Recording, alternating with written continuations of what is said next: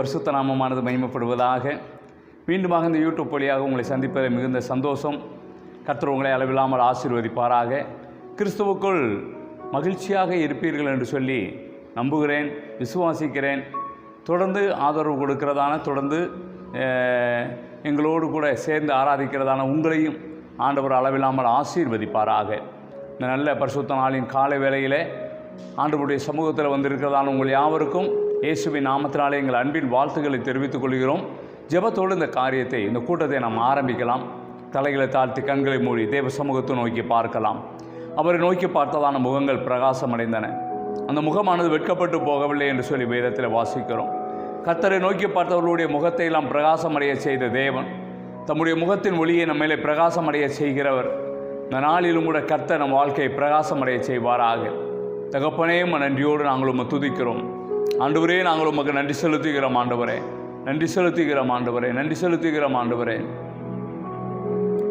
வாரும் தூய ஆவியே, உம் பிரசன்னத்தை வாஞ்சிக்கிறோ. உம் வல்லமையால் என்னை நிறைத்து நீராளுகை செய்யும். வாரும் தூய ஆவியே, உம் பிரசன்னத்தை வாஞ்சிக்கிறோ. உம் வல்லமையால் என்னை நிறைத்து நீராளுகை செய்யும்.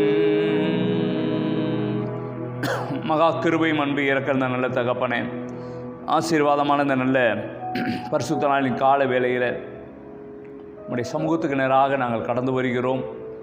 தேவனுடைய கிருபை மட்டுமாக எங்களை நடத்தினதற்காக ஸ்தோத்திரம் ஆண்டவரே. இந்த ஜெப வேளையில் வந்திருக்கிற பார்க்கிறதான நம்முடைய ஜனங்கள் ஒவ்வொருவரையும் அளவில்லாமல் ஆண்டவர் நீங்கள் ஆசீர்வதிக்கும்படியாய் கர்த்தாவை முன்னோக்கி நாங்கள் ஜெபிக்கிறோம். நம்முடைய மகிமை மட்டுமாக எங்களை தாங்கினதற்காக ஸ்தோத்திரம். நம்முடைய கிருபை மட்டுமாக எங்களை நடத்தினதற்காக ஸ்தோத்திரம். கொரோனா வைரஸினுடைய கிரியைகள் பரவி கொண்டிருக்கிற நாட்களில் எங்களை தீங்கும் அணுகாதபடி தேவனுடைய விலையேறப்பட்ட கரம் எங்களை மறைத்து பாதுகாத்துக்கொண்டு நம்முடைய தயவுக்காக நாங்கள் உமக்கு நன்றி செலுத்துகிறோம் ஆண்டவரே. தகப்பனே, கர்த்தர் உன்னை எல்லா தீங்குக்கும் விலக்கி காப்பார் என்கிறதான் நம்முடைய வேத வார்த்தையின்படி எல்லா தீங்குக்கும் என் ஆண்டவர் நீர் எங்களை விலக்கி காத்து ஆண்டவரே நீங்கள் எங்களை நடத்தி கொண்டு வருகிற நம்முடைய தயவுள்ள கிருபைக்காக உமக்கு கொடான கொடி ஸ்தோத்திரம். தொடர்ந்து நீங்கள் பெரிய காரியங்களை செய்வீராக. சபை மக்கள் எல்லாரையும் ஆண்டவர் ஆசீர்வதிங்க. எங்கள் பெத்தேலிக்க ஸ்தாபனம் ஆண்டவரே, தலைமை போதகர், உடன் ஊழியர்கள், விசுவாச குடும்பங்கள், ஊழியக்காரருடைய குடும்பங்கள் எல்லாரையும் என் ஆண்டவர் உம்முடைய கல்வாரி இரத்த கோட்டைக்குள் தேவன் நீங்கள் மறைத்து கொள்ளும்படியாக ஜெபிக்கிறோம். உம்முடைய தயவுள்ள கரம் கூட இருப்பதாக. நீர் எங்கள் மேல் பிரியமாக இருப்பீராக. கர்த்தர் வழி நடத்துங்க. இயேசுவின் நாமத்தினால ஜெபிக்கிறோம் நல்ல பிதாவே. ஆமேன், ஆமேன்.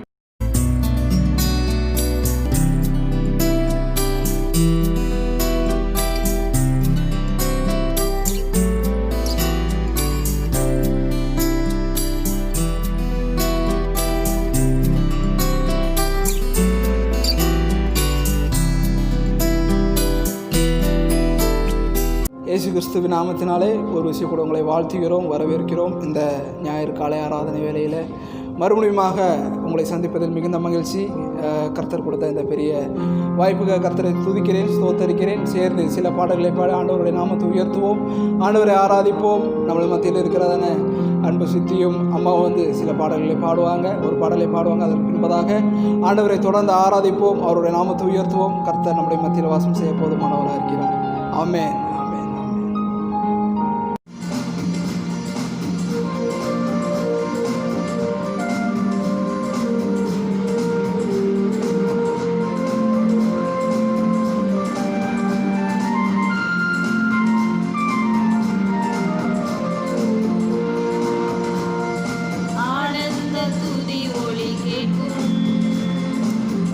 பாடல் சத்தமும் தொடிக்கும், ஆகாய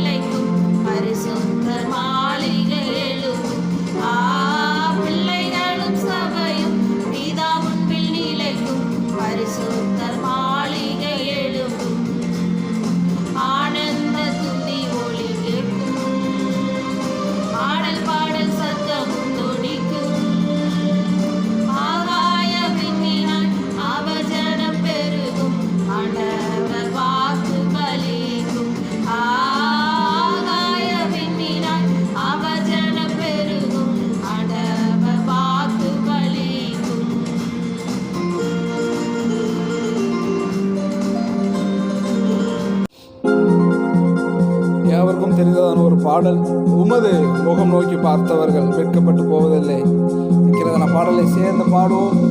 நல்ல உற்சாகமாக நல்ல கரங்களை தட்டி பாடுவோம்.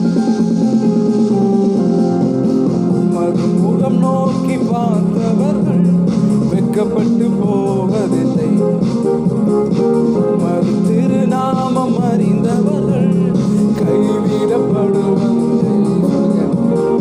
உமது முகம் நோக்கி பார்த்தவர்கள் வெட்கப்பட்டு போவதில்லை, உமது திருநாமம் அறிந்தவர்கள் கைவிடப்படுவதில்லை. ஓ நம்பினோரை நீர் மறப்பதில்லை, உம்மை தேடி வந்தோரை வெறுப்பதில்லை. ஓ நம்பினோரை நீர் மறப்பதில்லை, உம்மை தேடி வந்தோரை வெறுப்பதில்லை. உமது முகம் நோக்கி பார்த்தவர்கள் வெட்கப்பட்டு போவதில்லை, உமது திருநாமம் அறிந்தவர்கள் கைவிடப்படுவதில்லை. ஓ உமது முகம் நோக்கி பார்த்தவர்கள் வெட்கப்பட்டு போவதில்லை, உமது திருநாமம் கைவிடப்படுவதில்லை. உடைந்த பாத்திரம் என்று நீர் எவரையும் தள்ளுவதில்லை, உடைந்த பாத்திரம் என்று நீர் எவரையும் தள்ளுவதில்லை. ஒன்றுக்கும் உதவாதோர் என்று நீர் எவரையும் சொல்லுவதில்லை, ஒன்றுக்கும் உதவாதோர் என்று நீர் எவரையும் சொல்லுவதில்லை. இயேசு மகாராஜா என்ற நேசா இரக்கத்தின் சிகரம் நீர், இயேசு மகாராஜா என்ற நேசா இரக்கத்தின் சிகரம். இயேசு மகாராஜா என்ற நேசா இரக்கத்தின் சிகரம் நீரே. ஓ இயேசு மகாராஜா என்ற நேசா இரக்கத்தின் சிகரம் நீரே. உமது முகம் நோக்கி பார்த்தவர்கள் வெட்கப்பட்டு போவதில்லை, உமது திருநாமம் அறிந்தவர்கள் கைவிடப்படுவதில்லை. ஏழைகளின் பலன் நீரே, எளியோரின் நம்பிக்கை நீரே. சொல்லுங்க.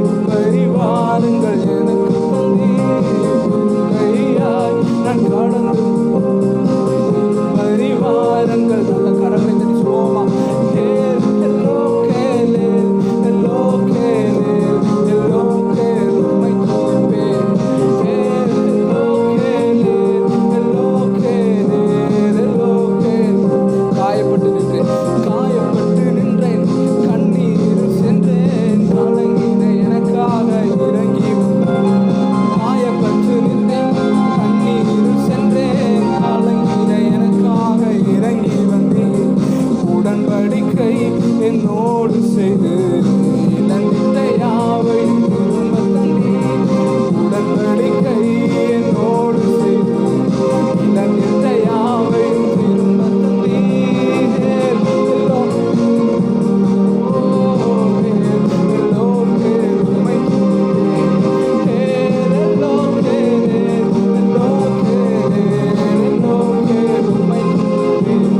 உம்மை நம்பி வந்தேன் நான் கம்பாடல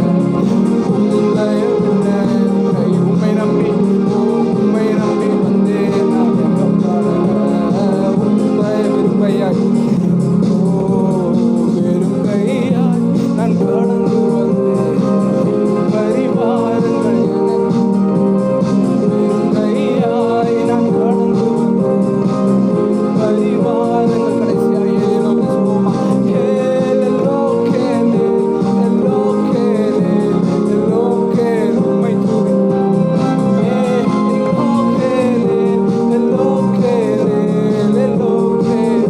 உம்மை ஆகாரனுடைய அலுவலை கேட்டு வந்த நம்முடைய தேவன், நம்முடைய அலுவலை கேட்டு வருகிற நம்முடைய தேவன், நம்முடைய தகப்பனாகிய ஆண்டவர் நோக்கி பார்த்து பீலகாயிரோ இதை காண்கின்ற தேவனே என்று அவரை நோக்கி பார்த்து ஆராதிப்போமா?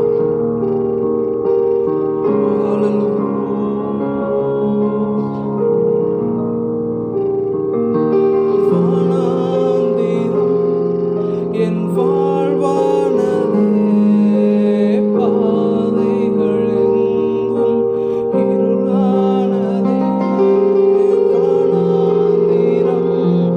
என் வாழ்வானதே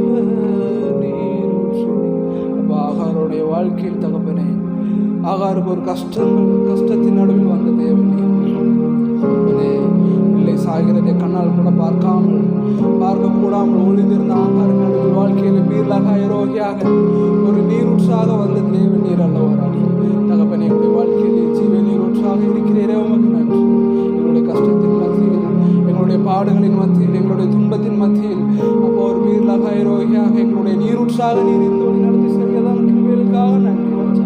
உமக்கு எங்களுடைய துதி கன மகிமை ஆராதனை எல்லாவற்றும் உமக்கே செலுத்துகிறோம். தொடக்கம் முதல் முடிவு வரை தகப்பன் நீர் எங்களோடு கூட இரும்.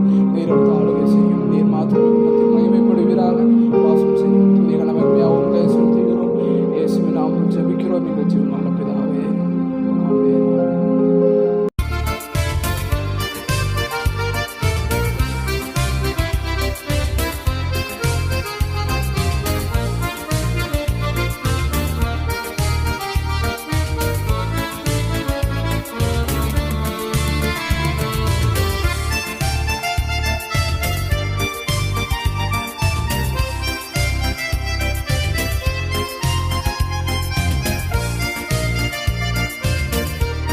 கர்த்தருடைய நாமானது மகிமைப்படுவதாக.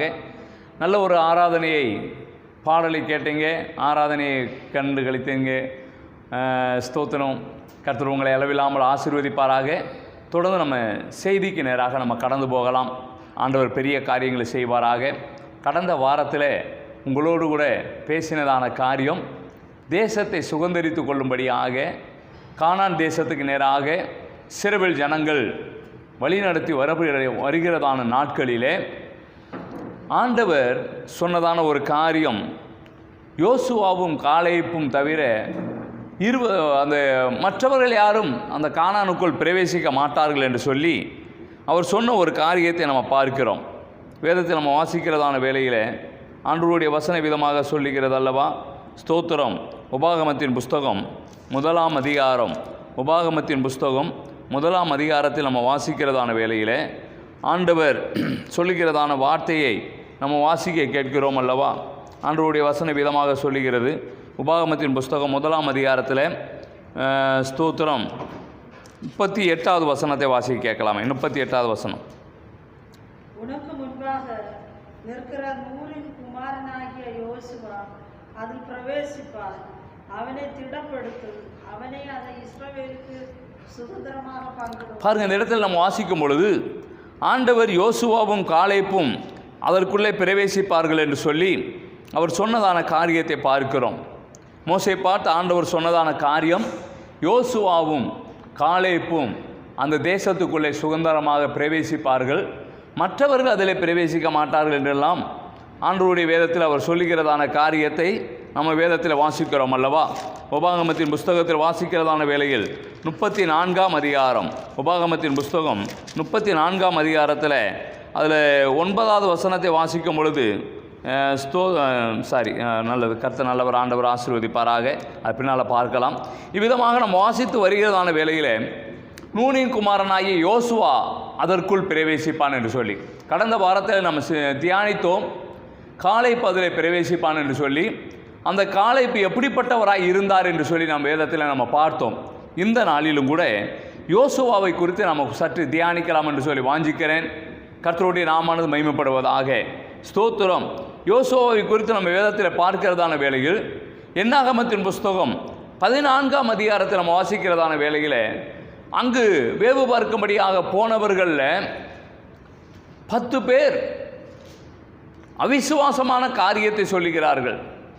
ஆனால் 2 பேர் மாத்திரம் அவங்களிடத்தில் வந்து அந்த தேசம் சுதந்திரிப்பதற்கு ஆண்டவர் நமக்கு கொடுத்திருக்கிறார் என்று சொல்லி ஆண்டவர் மேலே ஒரு நம்பிக்கையோடு விசுவாசத்தோடு அவர் சொன்னதான காரியங்களை பார்க்கிறோம். யோசுவாவும் காலேப்பும் ஒரு தைரியமாக அந்த இடத்துல பேசுகிறாங்க. விசுவாசம் அவர்களுக்குள்ளே இருந்த காரியத்தை நம்ம 14ஆம் அதிகாரத்தில் நீங்கள் வாசிக்கும் பொழுது நம்மளால் புரிந்து கொள்ள முடியும். அருமையான தேவ ஜனமே, அவர் பேசுகிறதான வார்த்தையை நம்ம வாசிக்கிறதான வேளையில் அந்த விசுவாச வீரனாக காணப்படுகிறார். அவர் ஒரு விசுவாசம் உள்ளவராய் காணப்படுகிறார். அந்த தேசத்தை தேவன் நமக்காக தந்திருக்கிறார். ஆண்டவர் சொன்னது போல பாலும் தேர் ஓடுகிறதான செழிப்பான தேசம்தான் நமக்கு ஆண்டவர் அதை சுதந்திரமாய் தந்திருக்கிறார் என்று சொல்லி ஒரு விசுவாசத்தோடு கூட அவர் பேசுகிறதை பார்க்கிறோம். அது மாத்திரமல்ல, கர்த்தர் நமக்கு என்று சொல்லி ஆண்டவர் சொன்ன அந்த தேசம் என்று சொல்லி தேவ தரிசனம் பெற்றதான ஒரு அனுபவத்தோடு பேசுகிறார். தேவ தரிசனம் பெற்ற ஒரு மனிதன் யோசுவா. தேவ தரிசனம் அவருக்குள்ளே இருந்தது. ஆண்டவர் சொன்னாரானால் அதன்படி செய்கிறவர். பொய் சொல்ல தேவன் ஒரு மனிதன் அல்ல, அவர் மனமாற அவர் ஒரு மனுபுத்திரனும் அல்ல. அவர் சொல்லியும் செய்யாது இருப்பாரோ, அவர் வசனத்தை நிறைவேற்றாது இருப்பாரோ என்று சொல்லி வேதத்தில் வாசிக்கிறோமே. அப்போ தேவன் சொன்னாரானால் அதன்படி செய்து கொடுக்கிறதான ஒரு தேவன், அந்த ஒரு தேவ தரிசனம் அவருக்குள்ளே இருந்தது. ஆகையினால்தான் அவர் சொல்லுகிறார், அந்த தேசத்தை தேவன் நமக்கு தருவார் என்று சொல்லி ஒரு தேவ தரிசனம் நிறைந்த ஒரு மனிதனாக யோசுவா காணப்படுகிறார். அது மாத்திரமல்ல, எல்லாரும் வந்து ஐயோ அவர்களுக்கு முன்பாக நாமெல்லாம் வெட்டுக்கிளிகளைப் போல இருக்கிறோம், ஒவ்வொருவரும் ராட்சசராக இருக்கிறார்கள் என்று சொல்லும்போது யோசுவா சொல்றாரு, தேவன் அதை நமக்கு சுதந்திரமாய் கொடுத்திருக்கார், நம்மை குறித்த பயம் அவர்களுக்குள்ளே உண்டாகி இருக்கிறது என்று சொல்லுகிறார். ஒரு தைரியசாலியாக காணப்படுகிறார், ஒரு தைரியம் அவருக்குள்ளே இருந்தது என்று சொல்லி நம்மளால் பார்க்க முடியும். அது மட்டுமல்ல, ஒரு நம்பிக்கையோடு கூட பேசுகிறார். கர்த்தர் அதை சுதந்திரமாய் தந்துவிட்டார் என்கிறதான ஒரு நம்பிக்கை அவருக்குள்ளே. மற்றவர்களுக்கெல்லாம் நம்பிக்கை அற்ற நிலைமையில் காணப்படுகிறாங்க. ஆனால் யோசுவா ஒரு நம்பிக்கையோடு கூட அவர்களிடத்தில் பேசுகிற காரியத்தை பார்க்க முடியும். அதை விட மேலான காரியம், தேவனுக்கு முன்பாக உண்மையுள்ளவராக இருப்பது மாத்திரமல்ல, கீழ்ப்படிந்தவராக இருந்தார். கர்த்தருடைய வார்த்தையின்படி நடப்பதற்கு கீழ்ப்படுகிறார். நல்ல ஒரு ஜெப வீரன். யோசுவாவின் புஸ்தகத்தில் வாசிக்கிற வேளையில் தேவ சமூகத்தில் முகங்குப்புற விழுந்து கிடந்து தேவ சமூகத்தில் கதறி தேவ சமூகத்தை நோக்கி பார்த்து ஜெபிக்கிற மனிதனாக இருந்தார். யோசுவாவினுடைய குணாதிசயங்களை சொல்லணும்னா நிறைய சொல்லிட்டு போகலாம். நல்ல ஒரு ஜெப வீரன். அது மாத்திரமல்ல, தேவனுக்கும் தேவனுடைய வார்த்தைக்கும் கீழ்ப்படுகிறவராக இருந்தார். தன்னை அர்ப்பணிக்கிறவராக இருந்தார். கர்த்தருடைய வார்த்தைக்கு தன்னை அர்ப்பணிக்கிறவராக இருந்தார். இப்படி பல காரியங்கள் யோசுவாவை குறித்து சொல்ல முடியும். ஆகையினால் இந்த யோசுவா அந்த தேசத்தை சுதந்தரித்து கொண்டார். தேவ ஜனமே, நீங்களும் நானும் அந்த தேசத்தை சுதந்தரித்து கொள்கிறவர்களாக இருக்க வேண்டும். இப்படி நிறைய காரியங்கள் யோசுவாவை குறித்து, அவருடைய குணாதிசயங்களை குறித்து நிறைய காரியங்கள் நம்ம தியானிக்க முடியும். அதனால் ஒரு சில காரியங்கள், ஒரு 3 காரியங்களை மாத்திரம் உங்கள் கண்களுக்கு முன்பாக கொண்டு வரலாம் என்று சொல்லி வாஞ்சிக்கிறேன். ஆண்டவர் ஆசீர்வதிப்பாராக. நாம் அந்த கானானை, அந்த பரலோக கானானை நாம் சுதந்தரித்து கொள்ள வேண்டுமே ஆனால், மெய்யாகவே நமக்குள்ளே யோசுவாவை போலையும் காலேபையும் போலையும் அப்படிப்பட்டதான ஒரு காரியம் நமக்குள்ளே இருக்குமே ஆனால், ஆண்டவர் மெய்யாகவே நம்மை ஆசீர்வதிப்பார். அவர்களைப் போல நம்ம மாற வேண்டும். வேதத்தில் நம்ம தியானிக்க போகிறோம். கர்த்தர் நல்லவர். யோசுவாவை குறித்து வாசிக்கிறதான வேளையில் யோசுவா எப்படிப்பட்டதான ஒரு தேவ மனிதனாக இருந்தார் என்று நாம் வாசிக்கும் பொழுது, யாத்திராகமத்தின் புஸ்தகம் 33ஆம் அதிகாரம், யாத்திராகமத்தின் புஸ்தகம் 33ஆம் அதிகாரத்தில் நம்ம வாசிக்கிறதான வேளையில் ஒரு வசனத்தில் விதமாக நம்ம வாசிக்கிறோம். 11வது வசனத்தை வாசிக்கலாமே. 11வது வசனம். ஒருவன் தன் சிநேகிதரோட பேசுவது போல கர்த்தர் மோசையோட முகாமுகமாய் பேசினார். பின்பு அவன் பாளையத்துக்கு திருப்பினான். நூனின் குமாரனாகிய யோசுவா என்னும் அவனுடைய பணிவிடைக்காரனாகிய வாலிபன் ஆசரிப்பு கூடாரத்தை விட்டு பிரியாதிருந்தான். அவர் பாருங்க, இந்த இடத்துல யோசுவாவை குறித்து சொல்லப்பட்டிருக்கதான் அருமையான ஒரு காரியம். யோசுவா, நூனின் குமாரனாகிய யோசுவா என்னும் அவருடைய பணிவிடைக்காரனாகிய வாலிபன் ஆசரிப்பு கூடாரத்தை விட்டு பிரியாது இருந்தார் என்று சொல்லி நாம் வேதத்தில் வாசிக்கிறோம்.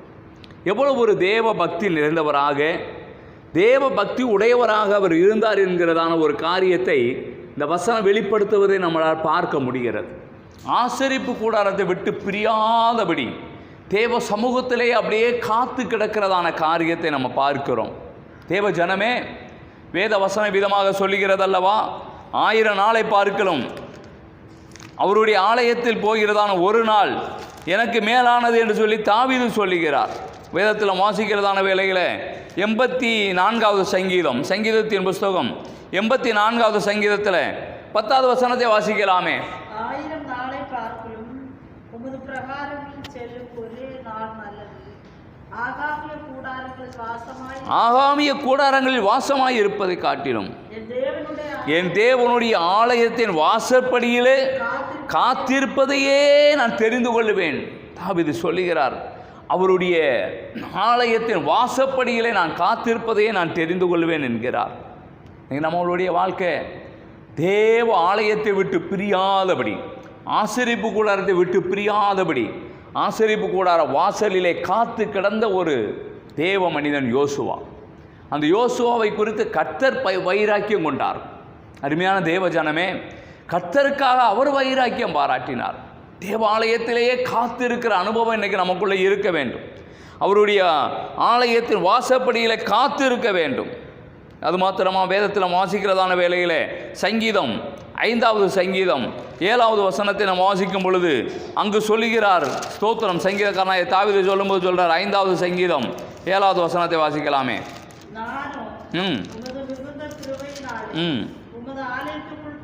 உமது ஆலயத்துக்குள் பிரவேசித்து உமது பரிசுத்த சன்னதிக்கு நேரே பயபக்தியுடன் என்ன செய்வேன்? பணிந்து கொள்ளுவேன். உமது ஆலயத்துக்குள்ளே பிரவேசித்து பயபக்தியுடன் பணிந்து கொள்வேன் என்கிறார். 27வது சங்கீதம் 4வது வசனத்தை நாம் வாசிக்கும் பொழுது அங்கு சொல்லுகிறார், கர்த்தரிடத்தில் ஒன்றை நான் கேட்டேன், அதையே நாடுவேன். வாசிங்க. நான் கர்த்தருடைய மகிமை பார்க்கும்படியாகவும் அவருடைய ஆலயத்தில் ஆராய்ச்சி செய்யும்படியாகவும் என் ஜீவனுள்ள நாளெல்லாம் கர்த்தருடைய ஆலயத்தில் தங்கியிருப்பதையே நாடுவேன் என்கிறார். நான் கர்த்தருடைய ஆலயத்தில் தங்கியிருப்பதையே நாடுவேன். யோசுவாவுக்குள்ளே அந்த அனுபவம் இருக்கிறது. ஆசரிப்பு கூடாரத்தை விட்டு பிரியாதபடி ஆசரிப்பு கூடாரத்திலேயே இருக்கிறார். தேவ ஜனமே, கர்த்தருடைய ஆலயத்துக்கு போவோம் வாருங்கள் என்று சொன்ன பொழுது நான் மனமகிழ்ச்சியாக இருந்தேன் என்கிறார். மகிழ்ச்சியாக இருந்தேன், ஆலயத்துக்கு போவதில் எனக்கு அவ்வளோ வாஞ்சை என்கிறார். ஆலயத்துக்கு போவது எனக்கு அவ்வளோ வாஞ்சை. இன்றைக்கி உங்களுக்குள்ளே எனக்குள்ளும் ஆலயத்தில் போவதில் வாஞ்சையாக இருக்கிறோமா? யோசுவா ஆசரிப்பு கூடாரத்தை விட்டு பிரியாதபடி இன்றைக்கி தேவாலயத்தின் பேரில் எவ்வளோ தூரம் வாஞ்சையாக இருக்கிறோம்? ஆலயத்துக்கு போவோம் என்று சொன்ன உடனே நமக்குள்ளே ஒரு மனமகிழ்ச்சி உண்டாக வேண்டும். நான் சில வருடங்களுக்கு முன்பாக ஒரு குறிப்பிட்ட ஒரு சபையில் ஊழியக்காரனாக இருக்கும் பொழுது இந்த சபையில் நடந்ததான ஒரு சம்பவத்தை உங்களுக்கு நான் சொல்ல வாஞ்சிக்கிறேன். எனக்குள்ளே வருகிறபடினால் நான் சொல்கிறேன். அந்த சபையில் ஒரு குடும்பம் ஆராதனைக்கு வரவில்லை என்ற உடனே சகோதரமாரெல்லாம் சேர்ந்து, நானுமாக சபையில் இருக்கிறதான சகோதரெல்லாம் சேர்ந்து அந்த குடும்பம் ஏன் வரலை என்பதற்கு விசாரிக்கும்படியாக ஆலய ஆராதனை முடிந்த உடனே அந்த வீட்டுக்கு நேராக நாங்கள் கடந்து போனோம். அவர்களெல்லாம் வீட்டில் அங்கங்கே ஒவ்வொரு இடமாக உட்கார்ந்து இருக்கிறாங்க. ஒரே ஒரு பெண் பிள்ளையாக இருந்தால். அதனால் நாங்கள் கேட்டோம், என்ன பிரதர் இன்றைக்கி சர்ச்சுக்கு வரலையே, என்ன ஆச்சு, உடம்பு முடியலையா, எதுவும் சுகம் இல்லாமல் இருக்குந்தீங்களா, என்ன குடும்பமாகவே வரலையே ஏன் என்று சொல்லி கேட்கும் பொழுது அந்த பிரதர் அவருடைய மனைவியை பார்த்து எங்களை பார்த்து சொன்னார், அதை அவாட்ட கேளுங்க அப்படின்னு சொல்லி.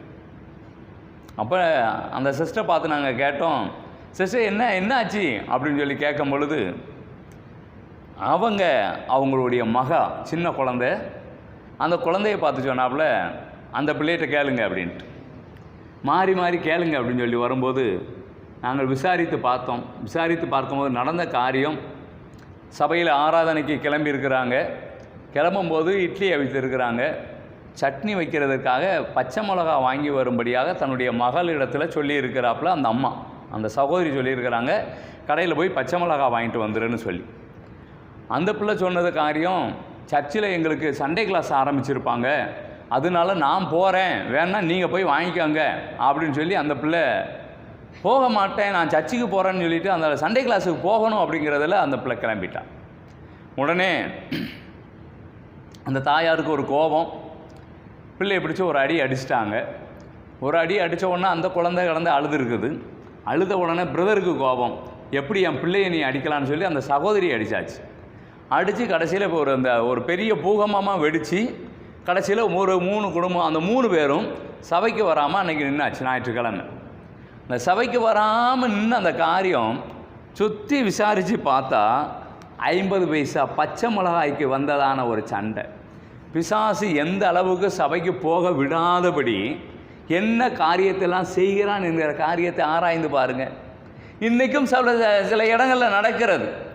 சில குடும்பங்களில் போய் பார்த்து கேட்கும்போது, என்ன இன்றைக்கி சர்ச்சுக்கு வர காணுமே, என்னாச்சு அப்படின்னு சொல்லி கேட்கும்போது அவங்க சொல்கிறதான காரியத்தை பார்த்தா வேடிக்கையாக இருக்கிறது. நாங்கள் எல்லாம் கிளம்பிட்டோம், சபைக்கு வரணும்னு கிளம்பணும், அப்போ தான் வீட்டுக்காருக்கு பிசாசு வந்து இறங்கிருச்சு அப்படின்னு சொல்லி பேசுகிற காரியங்கள் நிறையா உண்டு.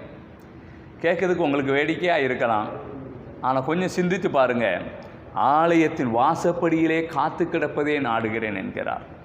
52 சங்கீதம் 8வது வசனத்தில் சொல்கிறார், நானும் தேவனுடைய ஆலயத்தில் பச்சையான ஒலிவ மரத்தை போல் இருப்பேன் என்று சொல்கிறார். 92வது சங்கீதம் 13வது வசனத்தை சொல்றப்ப தேவனுடைய ஆலயத்தில் நாட்டப்பட்டவர்கள் செழித்து இருப்பார்கள்.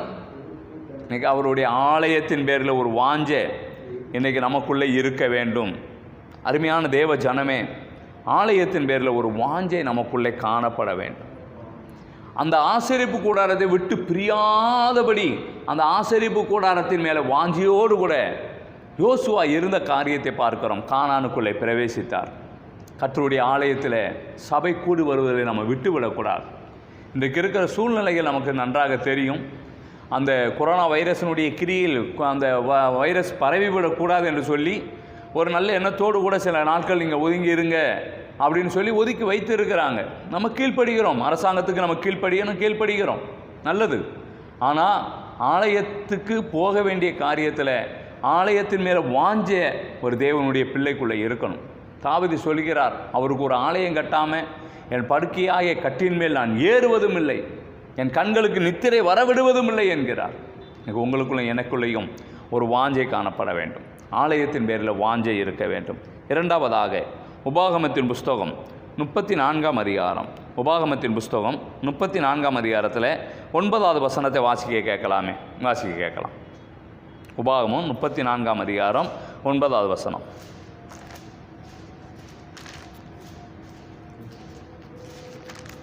ஸ்தோத்திரம். கர்த்தர் நல்லவர், ஆண்டவர் ஆசீர்வதிப்பாரா. வாசிக்கலாமே. மோசே நூனின் குமாரனாகிய யோசுவாவின் மேல் தன் கைகளை வைத்தபடியினால் அவன் ஞானத்தின் ஆவியினால் நிறையப்பட்டார். இஸ்ரவேல் புத்திரர் அவனுக்கு கீழ்ப்படிந்து கர்த்தர் மோசேக்கு கட்டளையிட்டபடியே செய்தார். பாருங்க, இந்த இடத்துல மோசே நூனின் குமாரனாகிய யோசுவாவின் மேல் தன் கைகளை வைத்தபடியினால் அவன் ஞானத்தின் ஆவியினால் நிரப்பப்பட்டார். ஒரு ஞானம் நிறைந்த ஒரு ஆவி உடையதான ஒரு தேவ மனிதன் யோசுவா, தேவ ஆவியினால் நிரப்பப்பட்ட மனிதன் யோசுவா. காலேபை குறித்து ஆண்டவர் சொன்னார், அவன் வேறு ஆவி உடையவன். கடந்த வாரத்தில் சிந்தித்தோம், அவன் வேறு ஆவி உடையவன். யோசுவாவை குறித்து சொல்லுகிறார், அவன் ஞானத்தின் ஆவியினாலே நிரப்பப்பட்டான் என்று சொல்லி. இன்னைக்கு உங்களுக்குள்ள எனக்குள்ள ஞானத்தின் ஆவி வேண்டும். ஞானத்தின் ஆவியினாலே நிரப்பப்பட்ட அனுபவம் இருக்க வேண்டும். அருமையான தேவ ஜனமே, தேவ பிள்ளைகளே, அருமையான கர்த்தருடைய ஜனமே, எனக்கு அருமையான தேவ பிள்ளைகளே, நம்ம எந்த ஆவியினாலே நிரப்பப்பட்டு இருக்கிறோம்? எப்படிப்பட்ட ஆவி உடையவர்களாக இருக்கிறோம்? நமக்குள்ள ஞானம் இருக்க வேண்டும். ஞானத்தின் ஆவி உடையவர்களாக இருக்க வேண்டும். யோசுவாவுக்குள்ளே ஒரு விசேஷித்த ஆவி இருக்கிறது. தானியேலுக்குள்ளே ஒரு விசேஷித்த ஆவி இருந்தது. யோசேப்புக்குள்ளே ஒரு விசேஷித்த ஆவி இருந்தது. அதை பார்த்ததான ராஜாக்கள் சொல்லுகிறார்கள், இப்படிப்பட்ட ஆவி உடையதான ஒரு தேவ மனிதன் என்று சொல்லுகிறார்கள். நம்மளை பார்த்து சொல்ல வேண்டும், ஞானத்தின் ஆவியினாலே நிரப்பப்பட்ட அனுபவம் இருந்தது போல ஒவ்வொரு தேவனுடைய பிள்ளைக்குள்ளும் ஒரு ஞானத்தின் ஆவியினால் நிரப்பப்பட வேண்டும். ஞானமாய் நடக்க வேண்டும், ஞானமாய் பேச வேண்டும், ஞானமாய் எல்லா காரியங்களும் செய்ய வேண்டும். ஆகையினால யோசுவாவை குறித்து பார்க்கிறோம், அந்த கானான் தேசத்தை சுதந்தரித்து கொள்ளும்படியாக அவருக்குள் இருந்ததான காரியம், அவர் ஒரு ஞானத்தின் ஆவியினாலே நிரப்பப்பட்டவராய் இருந்தார். கடைசியாக ஒரே ஒரு காரியத்தை மாத்திரம் சிந்தித்து நாம் கடந்து போகலாம். யோசுவாவின் புஸ்தகம் 24ஆம் அதிகாரம், யோசுவாவின் புஸ்தகம் 24ஆம் அதிகாரத்தில் நாம் வாசிக்கிறதான வேளையில் 15வது வசன விதமாக சொல்லுகிறது. வாசிக்க கேட்கலாமே. யோசுவா 24:15 வாசிக்கலாம். கர்த்தரை சேவிக்கிறது உங்கள் பார்வைக்கு ஆகாததாய் கண்டால் பின்னை யாரை சேவிப்பீர்கள் என்று இன்றைக்கு தெரிந்து கொள்ளுங்கள். நதிக்கு அப்புறத்தில் உங்கள் பிதாக்கள் சேவித்த தேவர்களை சேவிப்பீர்களோ?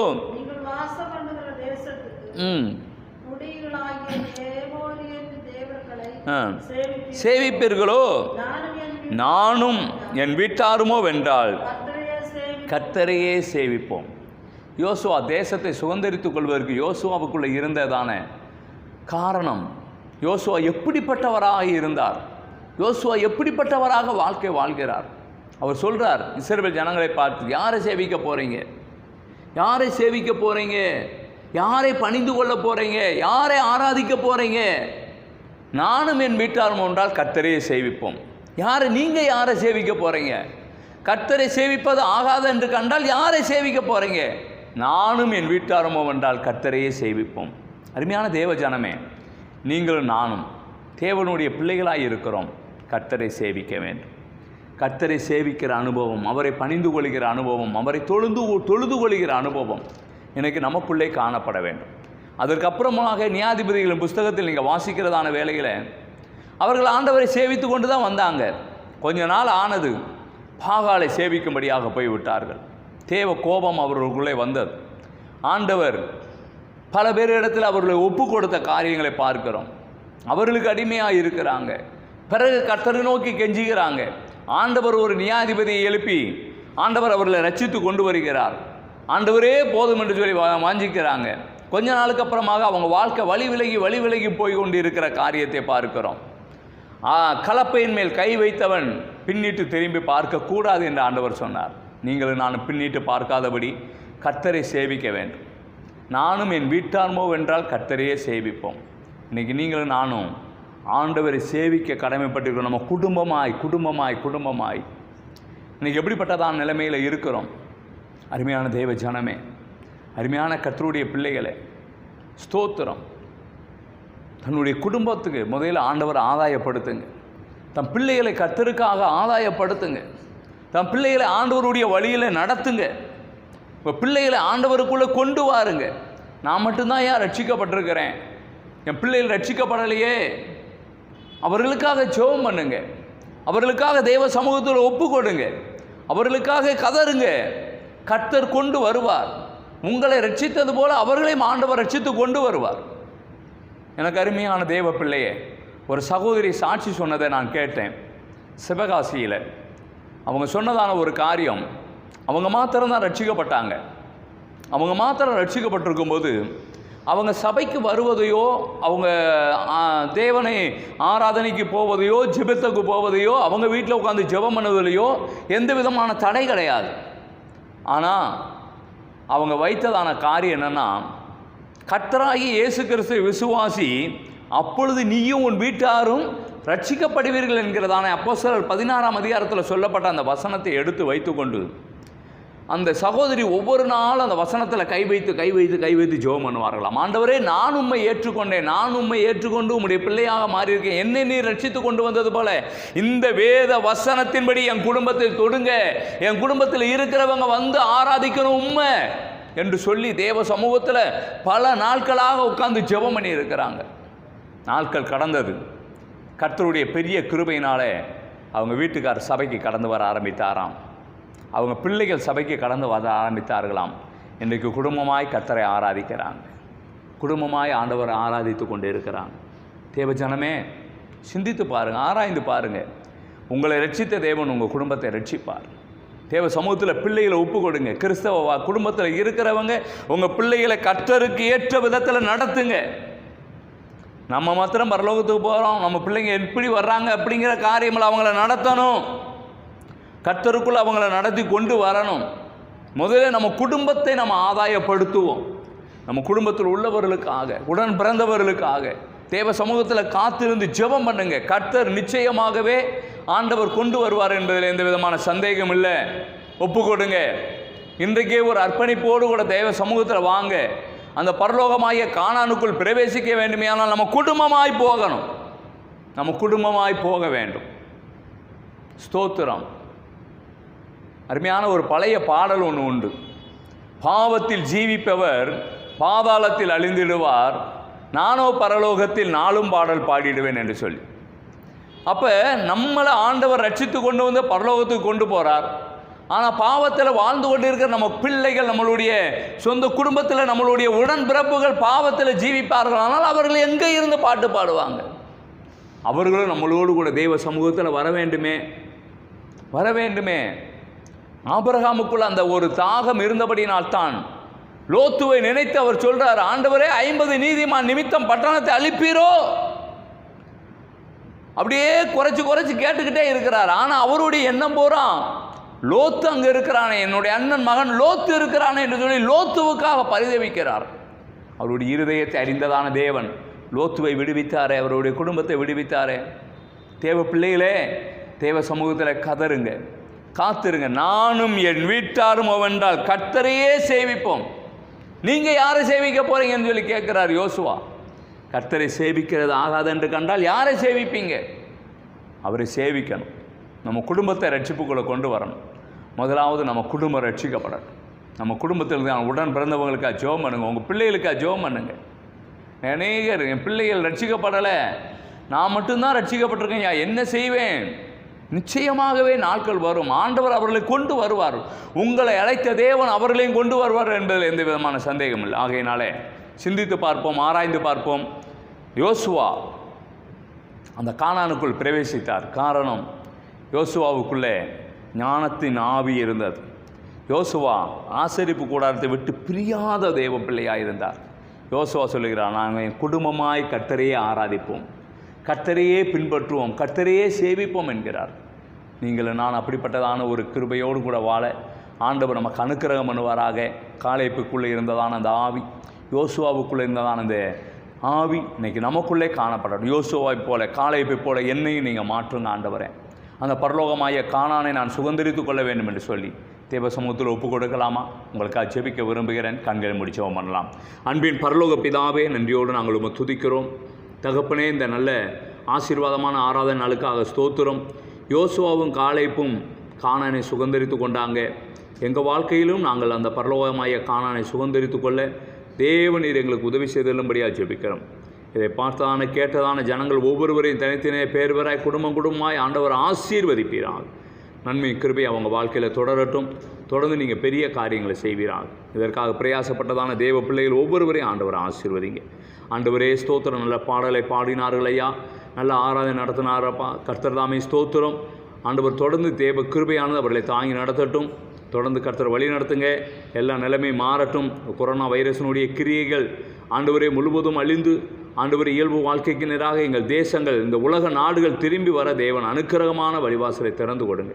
இயேசுவின் நாமத்தினால் ஜெபிக்கிற நல்ல பிதாவே, ஆமென். என் ஆத்துமாவே கர்த்தரை ஸ்தோத்திரி, என் முழு உள்ளமே அவருடைய பரிசுத்த நாமத்தை ஸ்தோத்திரி. என் ஆத்துமாவே கர்த்தரை ஸ்தோத்திரி, கர்த்தர் செய்த சகல உபகாரங்களை மறவாதே.